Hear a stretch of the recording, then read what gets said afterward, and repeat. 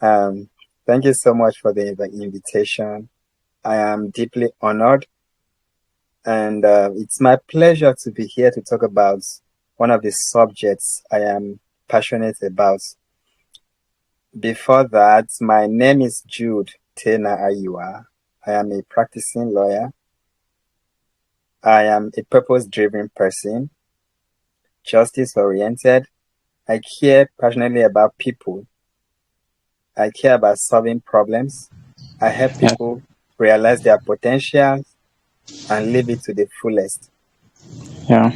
Um, Aside from being a lawyer, a graduate of theology from the Harvard Divinity School, I'm also a writer, a published author, and a Mm. creative artist. So I do drawing, painting, sculpture, and graphics. Yeah. That's a little about me. And of course, I am married. I'm proud that my beloved wife has joined me on this webinar. So that was Lillian who was I, breathing I, in I, her I, voice. that was the reason he was using that small voice. Okay. Oh, yes. Uh, Uh, Please, we will talk about her later during the questions and answers. So I just skipped. no Uh, problem. Yes. Yes. So, Ms. Sal, once again, thank you. And as you rightly said, we are in such an industry that it takes a long time to come to the limelight. And what eventually brings us to the limelight is the number of lives we have touched. So, as we are climbing up the ladder, it may take 5, 10, even 20 years for you to become a celebrity. But mm, in this course of time, you would have touched thousands, if not millions of people already. So mm, that consistency is key. And you are doing a lot, you are doing great. That is why I'm really honored to be here talking about goal setting. You have already set the scope for me to work with, and I appreciate. So you emphasize that I should talk about how to set goal and then achieve them, and then talk about the main topic for today, which is reflecting and resetting. Okay, so let's briefly talk about goals. Let's have an understanding of goals or what a goal is. So, in mm, my own understanding, goals are specific, attainable, and realistic targets that one sets for oneself to achieve.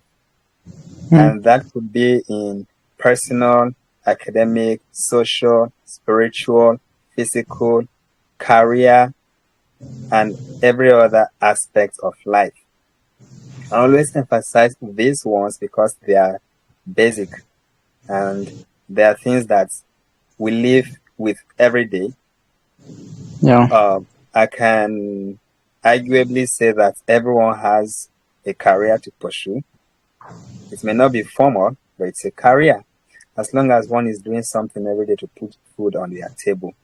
And then everyone relates with people, so relational goals or social goals. And then almost everybody has a belief, and so that could be spiritual.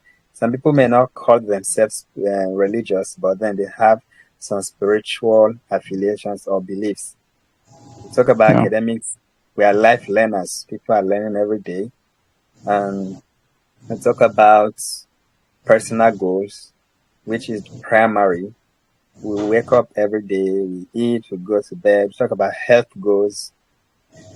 And Mm, so I emphasize these keywords. They must be specific, attainable, and realistic. Goals would also mean an intention, an aim, an objective that one aspires to achieve. Okay? yeah. So, in my presentation about goals, I always like to talk about the difference between goals and other common words or terminologies. So, we'll talk about what goals are not. Goals are not dreams. Dreams in the sense of something you want to achieve. Dreams may be elusive, they may not be very specific or realistic. For example, you can dream of being a rich man, but then it is not specific how you would become that rich man or your definition of a rich man or a rich person is. But a goal breaks it down, defines what being rich means to you, how you would get rich, and how you will sustain it. Yeah. So you can see that goals are more specific. Mm. Goals are not prayers. Prayers are offered to someone or a personality higher than the person making that prayer. A goal, you want to achieve it for yourself, it's almost completely in your hands. But prayer is not in your hands. I am a Christian, and so I will use this example. If I pray to God through Jesus Christ, it is up to God to answer that prayer however He wishes and whenever, right? Yeah. But if I set a goal that I want to read a book, it is within my capacity, right? So that's one of the differences. Another one is imagination. We imagine things. Imaginations are the most elusive things. However, there is no imagination that is one cannot achieve if one translates it into a goal, makes it realistic, makes it workable, okay, and such other things. Then, how do we set goals? When we are setting goals, we have to be practical about it. We have to be practical. We have to think about setting questions when setting goals. For example, think about your vision. Think about a vision in the sense of where do you want that goal to take you, or where do you want to go with that goal. Think about the intention for setting that goal. If the example I set earlier about wanting to become rich, why do you want to become rich? Are you becoming rich to solve a financial problem, either in your family, in your community, in your nation, or you want to become rich because you want to join the league of rich people? So intention matters, and that would drive your achieving that goal or not. Values, you have to think about your values. You cannot set a goal that conflicts with your values. If you're a hardworking person, or as a Christian, if you believe that you can only become rich through moral or ethical means, if you set a goal of becoming rich, you will certainly not pick up a gun and stand on the road to rob, or enter a bank to rob, or even cheat people to become rich. Okay, then you have to think about 5 important questions of achieving goals: why, when, what, where, and how. So why falls into vision, motivation, intention that I mentioned earlier. And then when, it's your target for achieving that goal. You don't just set a goal and leave it open that whenever it happens, it has happened. No, that does not make it specific or time bound. Then, what are the resources? What here answers the resources you need. Resources could be human, natural, financial, material, and so on. Then where? Where could be an abstract place. Abstract not because it does not exist, but because it is not tangible, or it could be physical. For example, are you setting a goal for your organization? That is an abstract place. Are you setting a goal for your community? That is a physical place. Okay. If you are setting a goal that you want to become rich and invest more in your organization, good. If you want to become rich and then execute certain projects in your community, so those are like, you think about where that goal will be achieved. Then how talks about the action plan towards achieving this goal. Then let's also talk about things to avoid when setting goals. When you are setting goals, you have to avoid uncertainties.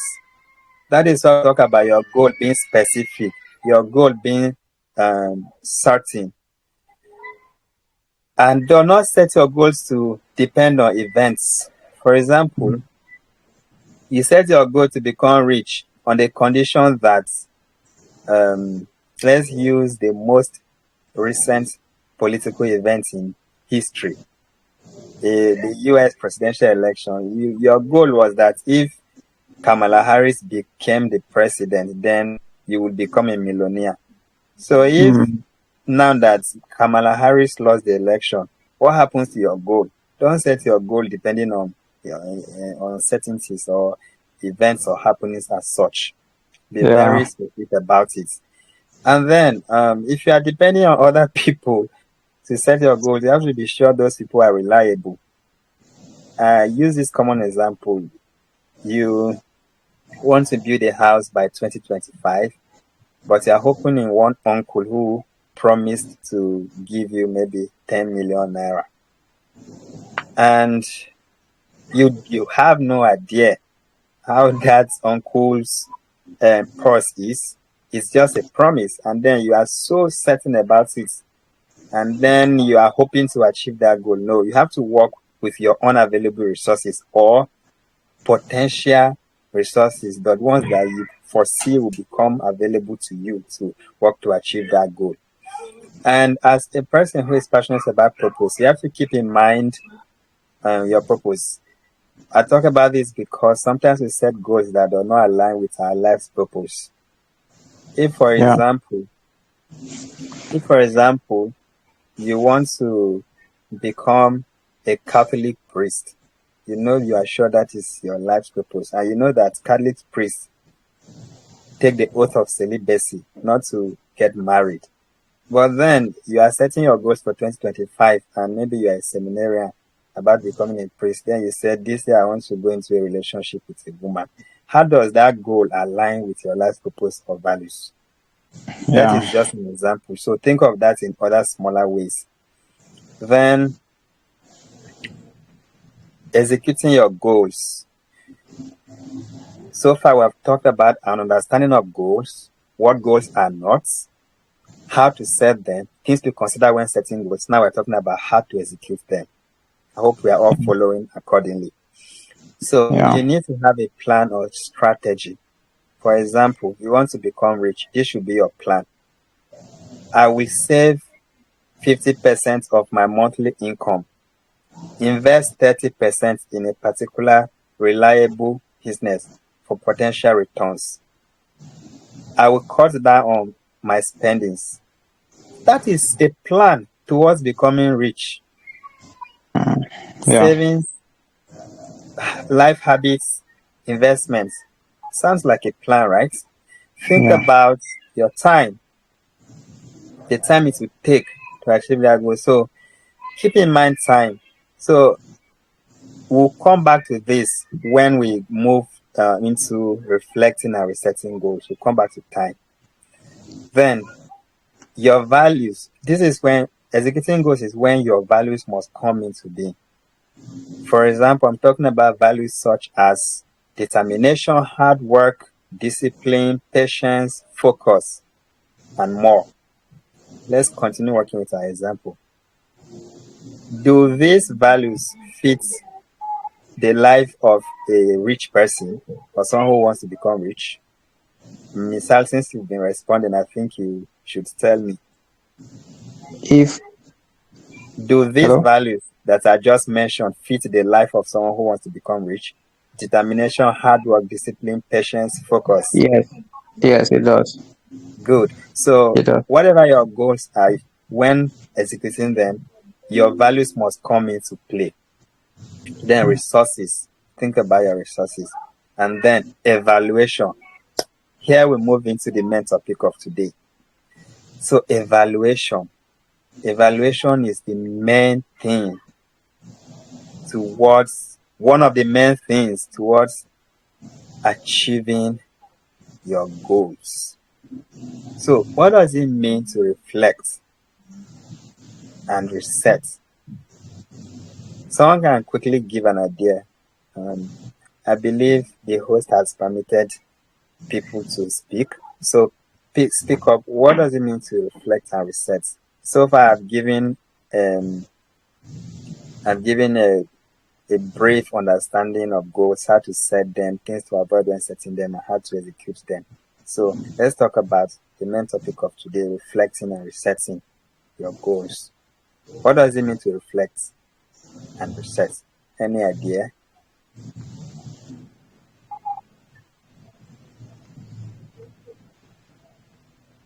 Okay, I'll count down from 10 in my mind, and then if nobody says anything, I'll continue. Oh, okay. I have to say something. Thank you. Before Mr. Benedict, I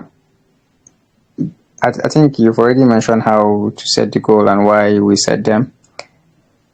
Reflection comes after you have set them and you are watching the results unfold. I believe that is a time when you reflect, when you're analyzing them, seeing if you are really hitting them. Great. Thank you. Thank you. Yeah, Mr. Benedict. Yes, sir. Thank you so much for everything. Thank you for the goals and it's where you explain the difference between a dream and a goal. Why a dream is being big, not having a specific direction. Why a goal is you're having a target and you're working towards the target. Thank you, sir. Great. Thank you. So we continue from here. So evaluating. So reflecting means, Misal mentioned one of the synonyms, analyzing. So reflecting means stepping back, thinking about the main reason for setting a particular goal, how it has been performing so far, and where you want it to be. So it's more of examining, assessing, or evaluating the goal that you've set, how it is performing, and if it is meeting your results or not, and then what to do. Now, resetting could mean correcting something about that goal, adding something to it, refueling or refreshing yourself, re-strategizing, remolding, and then stepping forward. Now, note this. You can choose to fail before you realize, or retreat and reflect to re-strategize and refire. I do not want to sound like the stereotypical motivational speakers, but you should know this. Just take it as one of your takeaways for today. We will break it down. You can choose to fail before you realize it, or retreat and reflect to re-strategize and refire on your goal.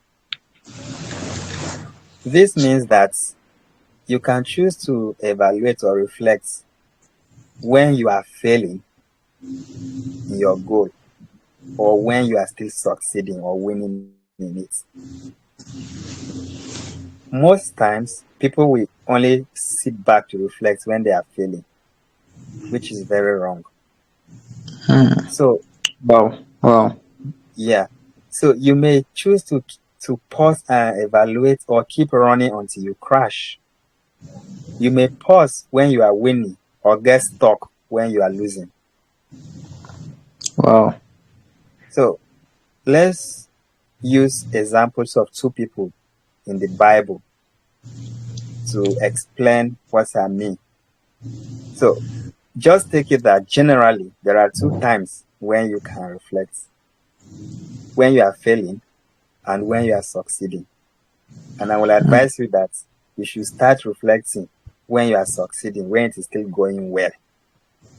Okay? Wow. Because if you are reflecting when it's going well, you will never get to when it will not get to not being well. It will not get to failing.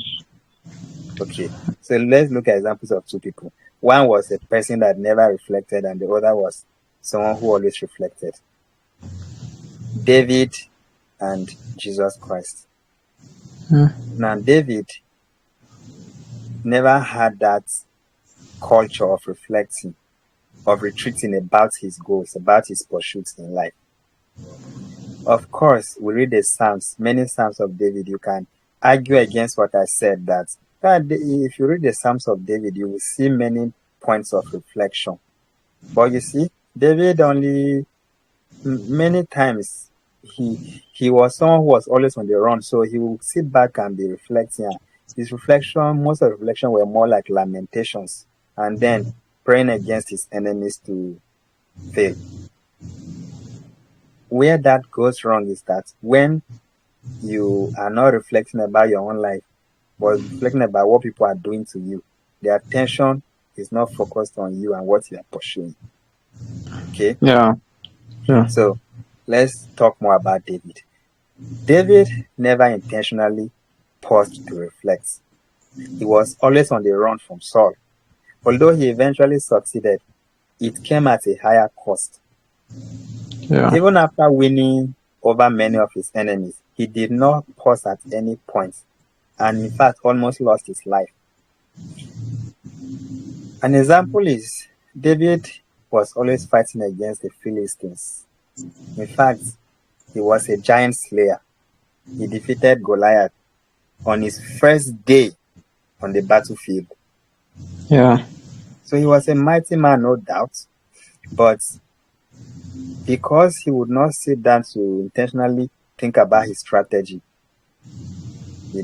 come back and, why can't I have peace in my life? Yes, I want to win over the kingdom of Israel as the king and dedicate this kingdom to God and set it free from enemies. But why is my life not at peace?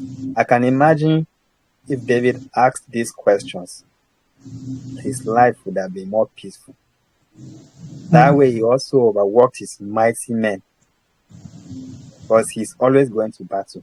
Couldn't there be other strategies to have a peaceful life than fighting battles? Oh, I think the preacher in me is coming out now, but let's apply that to setting goals in our life. Now, Just right on. there was a time when David was very old. 2 Samuel 21:15-17, when he went to battle and then a giant almost killed him. The giant slayer could have been slain by another giant. But then one of his mighty men saved his life, and then they say, "You are never coming to the battlefield again. Go and rest." So if David had that culture of pausing to reflect, do you think he would have been at the risk of losing his life?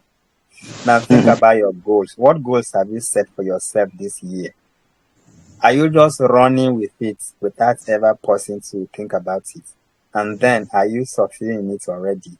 Or is it because there are only 7 Saturdays left that you think, and since you have not met that your missing rib and it was this year you set for it, or you have not concluded and there are only 7 Saturdays left, you are panicking? Anyway, you should have it as a culture. You should have it as a culture. I used David here as an example. Now let's look at the other example, Jesus Christ.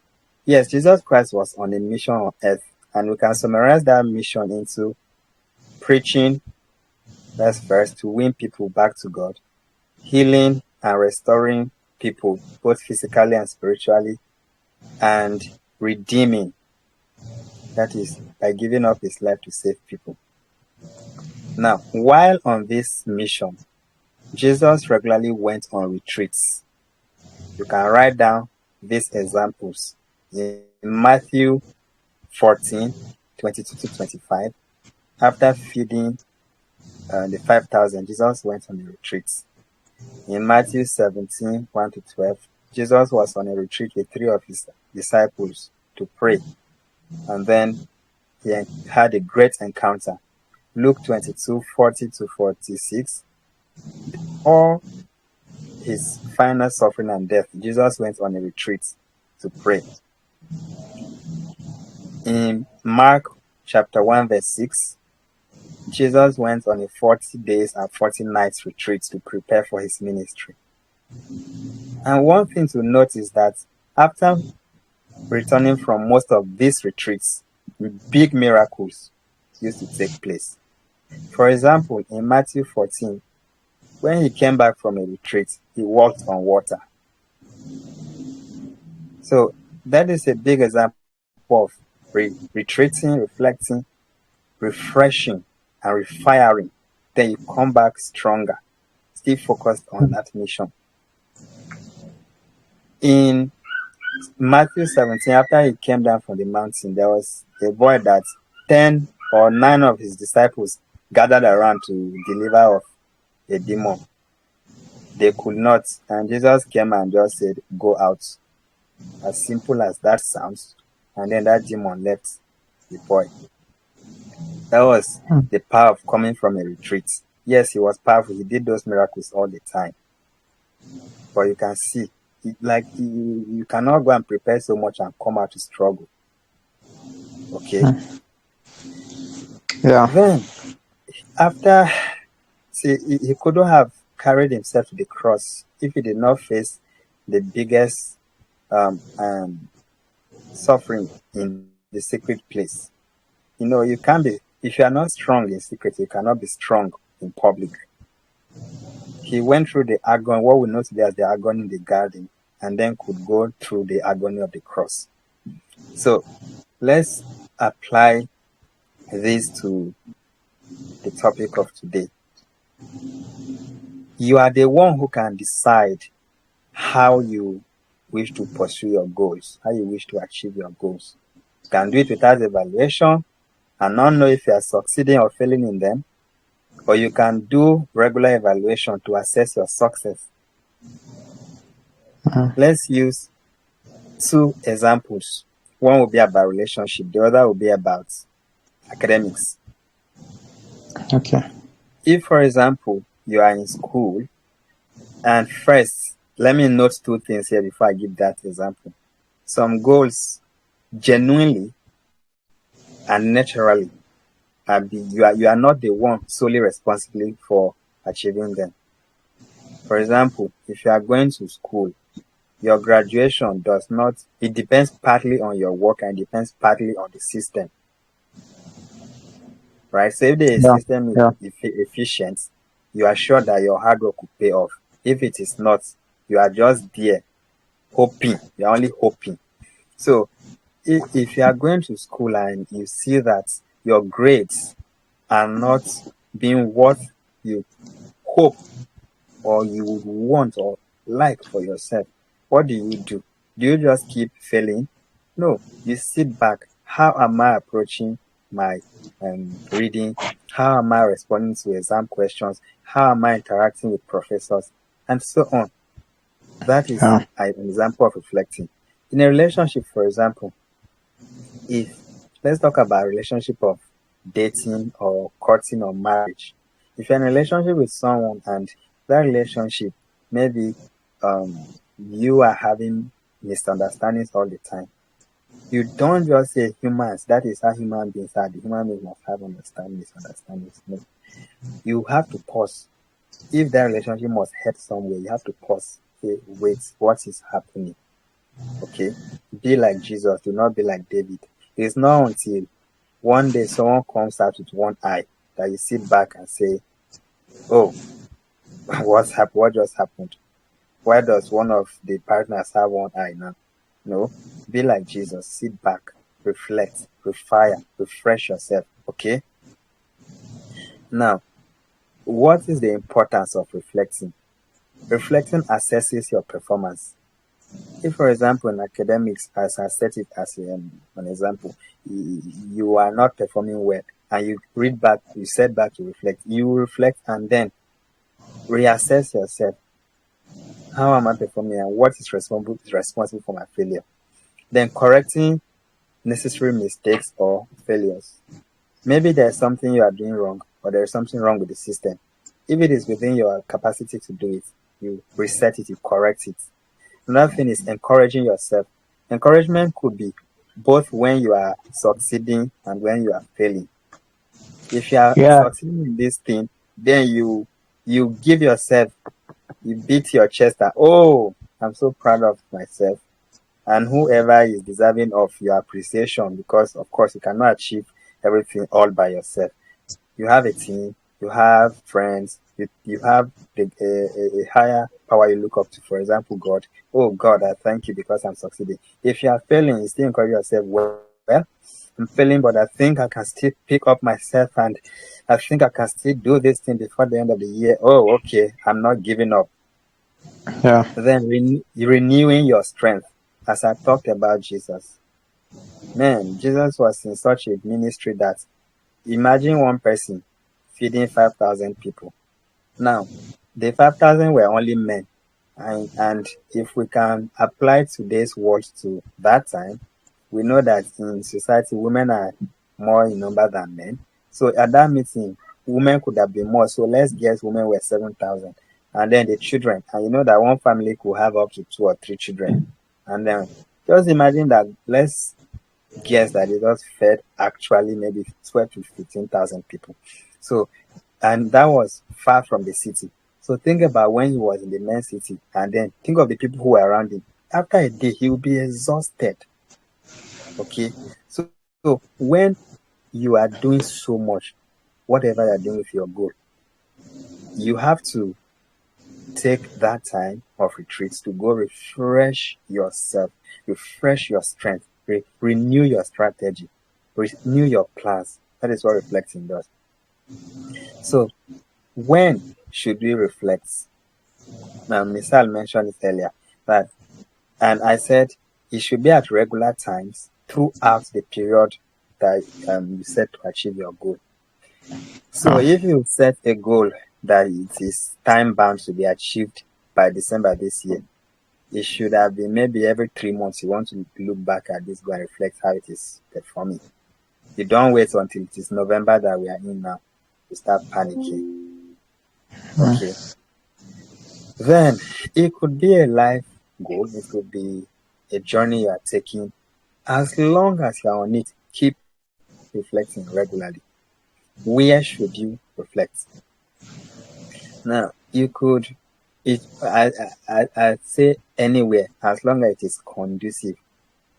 So, some people usually go on retreats, maybe away from family and work. They just go to a quiet place, sit down, reflect, pray, study, and all of those. So, it should be something that suits you. Then, how should you reflect? How should you reflect and set your goals? In 3 ways. You can do it alone if it pertains to personal goals or something that you are solely responsible for, like your academics, your health goals, your social goals, your eating habits, and all of those things. There are many things you can set goals in. Let me steal this once for 30 seconds to advertise my upcoming goal setting webinar. So when you come, you learn more specifically about goals. I'm just saying that it's tentatively 28th December. Now, so there are, I was trying to say there are different areas you can set goals. And in some of the areas we think are not necessarily to set goals. By the time you think about it, you realize that, oh, okay, it is even good to set goals here. Even as simple as eating is, you know that if you don't eat, you will die. So setting eating goals will also be good. Yes. As simple as sleeping and waking up are. We know that if you don't sleep at the right time, wake up at the right time, you miss out on many things in life. First, your work life will be distorted and so on. So you can set sleeping and waking up goals. So there are many areas to set goals. So if there are such goals that are personal, you should do your retreats alone. If goals that relate to maybe a relationship or a business that you have 1 or 2 partners, do it with your partner. Then, if it is the third way, is to do it with a team. For example, Wex Global has a team. Wex can sit back and say, oh, guys, it's time to reflect on the goals for organization this year. Let's do a retreat, as you are doing now. Because I believe Misal is doing this on behalf of Wex Global, that his team will also benefit from. That is mainly what I have for today. I will do a quick rundown. So we started with an understanding of goals, and I say goals are specific, attainable, realistic targets you set for yourself. They could also be an intention, aim, objective. Also say goals are not dreams or prayers or wishes. And then I talked about how to set goals. You make them realistic, you make them time bound, and then how to achieve them. You have to bring your values into play and do not depend on things beyond your control to set them or achieve them. Then we came into reflecting and resetting. We talk about why it's important to reflect, that it helps you to assess, to refresh, strengthen yourself, encourage yourself. We talked about the examples of David and Jesus, and then we talked about where and how to set goals. So thank you all for following along and listening. Thank you, sir. I'm still here for the next 20 minutes because I know we started late. Okay. Thank you so much. So before anybody else asks their question, there is this popular saying. It is said that success is a lousy teacher. Success is a lousy teacher. You've heard that, right?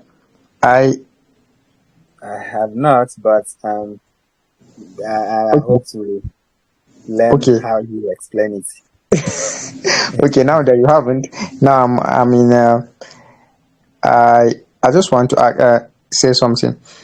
Yeah. Or ask a question rather. Many people, it's assumed that people tend to learn more in their failure than they learn in their success. Basically, maybe because the failure knocked them, and then they go through a lot of suffering and all of that. But today you are telling us that we don't have to wait till we fail. Yeah. So how can you really hammer on this? How can we enjoy our success and learn from it than just our failures? Great. Thank you. And thank you for teaching me something new. Hearing for the first time that success is a lousy teacher. And it is very true. Let me again use the life of Jesus Christ to emphasize these points. There is never a record of Jesus ever failing in anything. There's no a record of whenever Jesus said, stand up and walk, that the person did not stand up and walk. Right? So the goal there is, do not be carried away by your success. The point there is, do not be carried away by your success. Because being carried away is the first or the beginning of failure. So just make it a culture. Let evaluation be a culture. Let thinking be a culture. Because even if you are succeeding in that goal, is that all that is? Is that the highest success you can obtain? So never be carried away or easily contented with the level of success you are in. You can do more. So that should be a motivation that you have to sit back. Or even if you are succeeding, do you know that some things can succeed not the way you intended them? It could be by mistake. Some of the inventions in history came by accidents. They were not necessarily inventions, they were accidents of what the person intended to do. Okay. I cannot point to a particular example now. But we should make it a culture, not to be carried away by success, then to regularly sit back, reflect, even when you are succeeding. In fact, for me, I think when you are succeeding is the time you should do this more, so that you don't run into an unintended success, like unintended failure. See, some things, okay, so when you are succeeding, there are things you may tend to overlook. At works now, maybe one person is doing the work of 3 people, and that one person is doing the work of 3 people, their own work and the work of 2 other people. It could, okay, the misal as the CEO, as long as these things keep going, may not notice the unproductivity of the two other people as long as one person is covering up. But when you sit back with your team and reflect, everyone give a report, you will realize, and then that'll be time the wake up call. I'm not saying this is happening in your organization, neither am I a prophet. I'm sorry if that sounds negative, using your organization as an example. So That's that is it. Yes. So always, so when you are succeeding, you may tend to overlook certain areas. One thing may not be working, but another thing will be covering up for it. Think of if that one thing is working well, there will be more results. Okay. yeah. Thank you so much. So please, you can ask your questions if you want to talk. All of you have been given permission to ask. So please, if you want to ask, just ask the question now. Okay, I think I will ask one question. Thank you so much, Mr. Jude. So much value. So many thoughts have been bouncing left, right, and center in my head, and I'll try and shrink it to just let's say 3 questions. So one of the questions, I use myself as an example. Where I find the stress when it comes to setting of goals. Okay, let me take for instance, I have for let's say before going to the new year, I prepare and I set let's say 5 goals, for instance, in my spiritual life, financial life, career life, purpose, family, and personal life. So I'll find out that putting all 5 together to run in a month become stressful. So along the line, maybe I'll just drop 2. Let me say I'll just go with the spiritual, my career, and then family, then pursue that. So I discovered that maybe when I get to let's say Q3, around let's say August or September thereabout, I discovered that those ones that have dropped have only achieved, let's say, a little percentage. Let's take, for instance, like 10% of those could have set. Why this other one I've run with, maybe I'm almost 90 or 70% to get to the end to achieve the totality of the goal. So my question is, how do I structure these 5 goals which I've set, not to be overwhelming, and also to run with it to also achieve those targets that I've set for myself? That is one question. So the second question is, how often do you advise, or will I say you should use yourself as an example, how often do you go for retreat when it comes to especially the part that you mentioned? This is the first time I'm hearing it in several paid seminars or even the free webinars I've joined. This is the first time I'm hearing it that even when you are successful, there's a time you need to pause to check what is working and what is not working, even when everything is actually working. So I want to know, how often do one need to go on retreat, especially for the organization? That is one. Then the final question is, we since we've used Mr.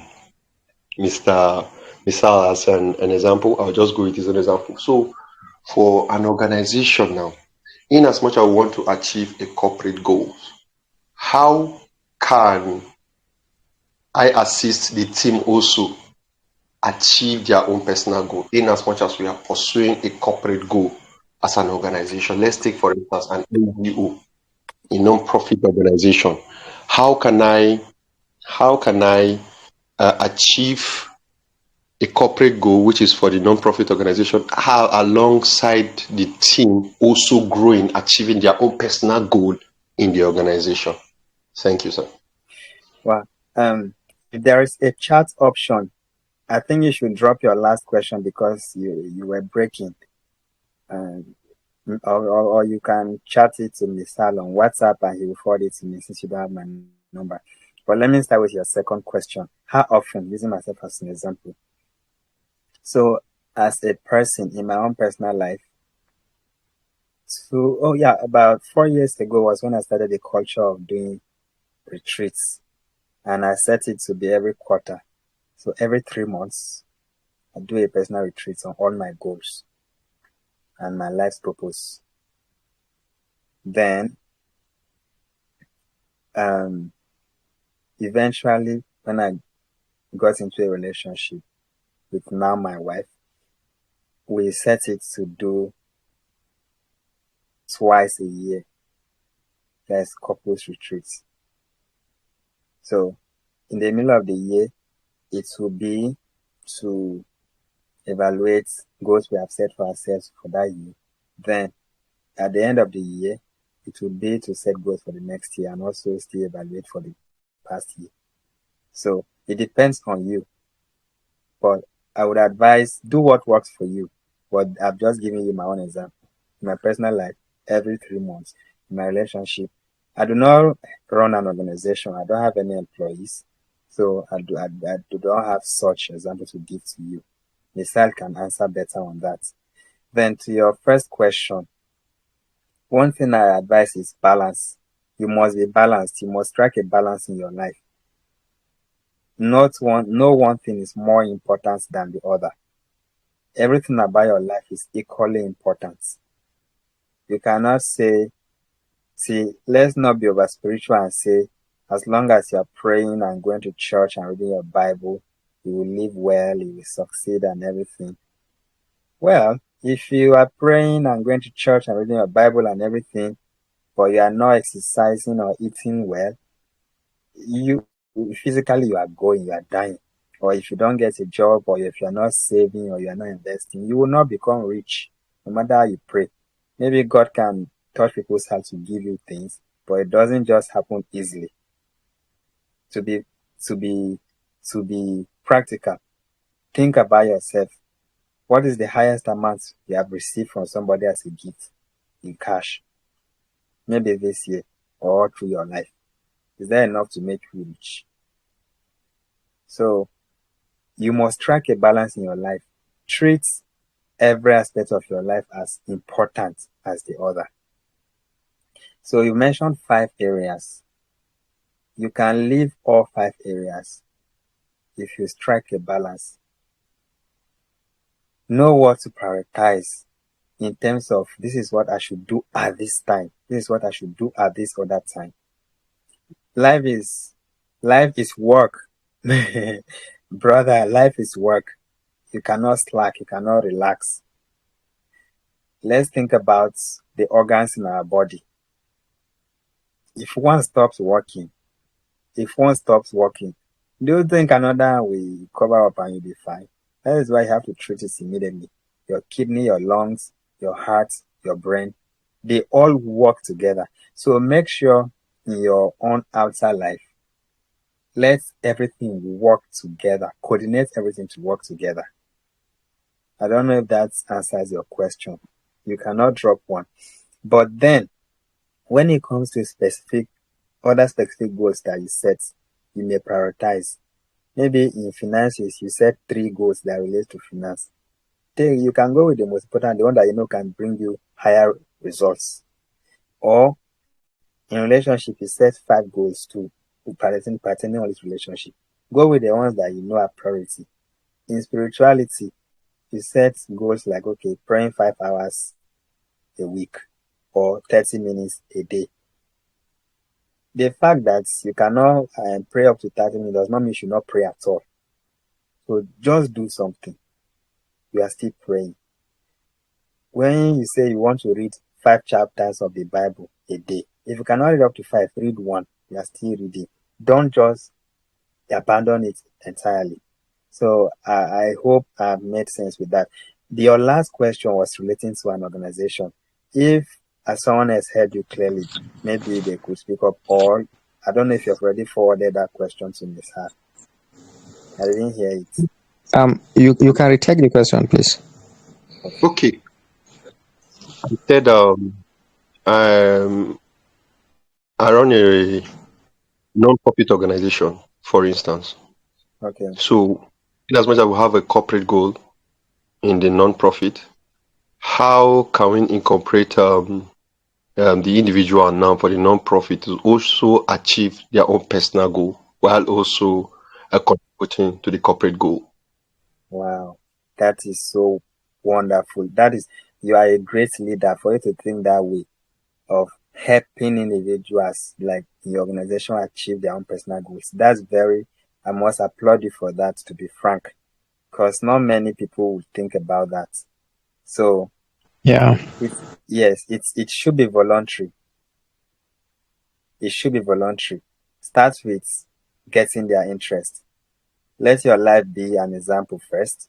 You as a person, you should live your life as a leader of the organization so that your workers are even curious to know, CEO, boss, how are you achieving this or that? Start from there, that exemplary life. Second step is suggest it to them. Yes, our organization is doing well, but my organization doing well is a reflection of my personal life. Do you want to do well too in your own personal life? We can learn about goal setting and how to achieve them. Third step could be now teaching them. If you can't teach them yourself, you bring in someone to help teach them about goals. Fourth step should be setting up accountability among them. They should choose who to be accountable for relating to their personal life, who they trust to be accountable for. Fifth thing could be having retreats with them to ask them, how are you performing in your personal life? It's not only about working for me. I want you to succeed as well. So I think these steps help. Thank you so much, sir. I'm really grateful. You're welcome. Thank you. Can I just add probably a seventh step to that? I would say empower them with opportunities. Yeah, if it's the corporate or professional world, empower them with opportunities that are in line with their career goals. So let them seek opportunities that are in line with what they want to do for the long term. Then I have a question.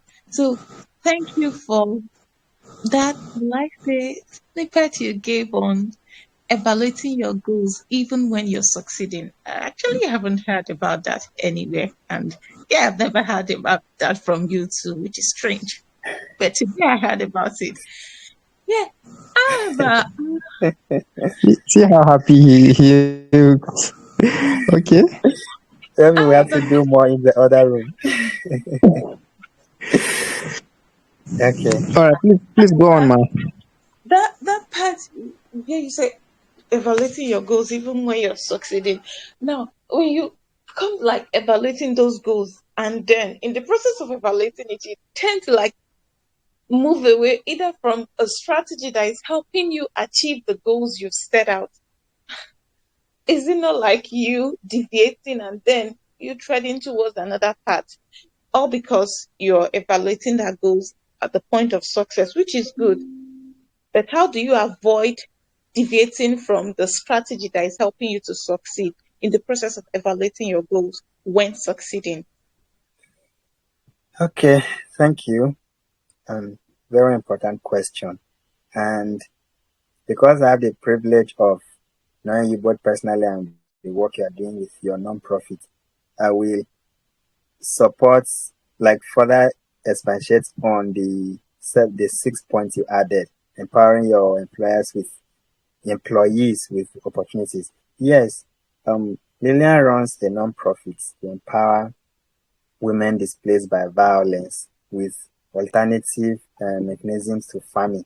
So now she has someone that works for her as a monitoring Wow, and impressive, evaluation. impressive. Yeah, yeah, a monitoring and evaluation officer.